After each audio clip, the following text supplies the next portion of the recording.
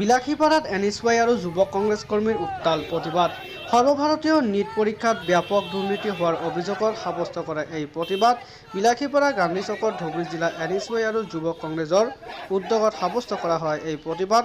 সৰ্বভাৰতীয় নীট পৰীক্ষাৰ দুৰ্নীতি বন্ধ কৰক, বিজেপি চৰকাৰ মুৰ্দাবাদ, মোদী চৰকাৰ মুৰ্দাবাদ আদি বিভিন্ন শ্লোগানেৰে উত্তাল প্ৰতিবাদ সাব্যস্ত কৰে NSY আৰু যুৱ কংগ্ৰেছৰ কৰ্মকৰ্তাসকলে।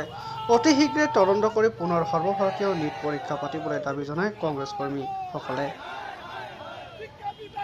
দেখা পাইছে আজি আমি ধুবুৰী জিলা NSYৰ উদ্যোগত বিলাসীপাৰা গান্ধী চকত বিজেপি চৰকাৰৰ বিৰুদ্ধে প্ৰতিবাদী কাৰ্যসূচী হাতত লৈছো।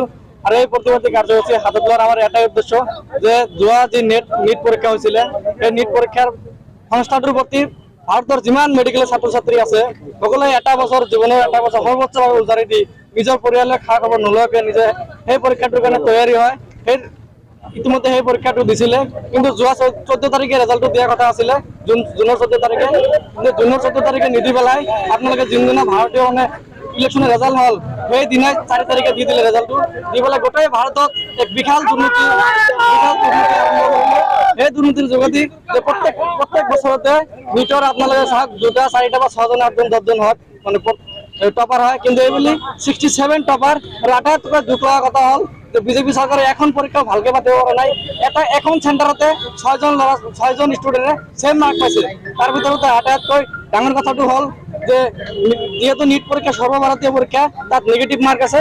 এটাকে কুৱেশ্যন যদি মাইনাছ হয় 4 মাৰ্ক মাইনাছ। আপোনালোকে দেখা পাইছে যে টোটেল পৰীক্ষাটো 720ৰ ভিতৰত হৈছে।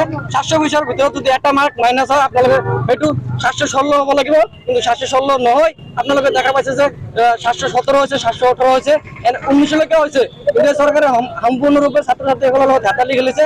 নীট পৰীক্ষা এখন ভালকে পাতিব পৰা নাই, সম্পূৰ্ণ দুৰ্নীতি কৰিছে। আমি বিজেপি চৰকাৰক এটাই অনুৰোধ জনাইছো যে বিজেপি চৰকাৰে নীটৰ ছাত্ৰ ছাত্ৰীসকলক ন্যায় দিব লাগিব আৰু এই নীটৰ পৰীক্ষাসমূহ আকৌ পুনৰাই পাতিবলৈ বিজেপি চৰকাৰক আমি অনুৰোধ জনাইছো।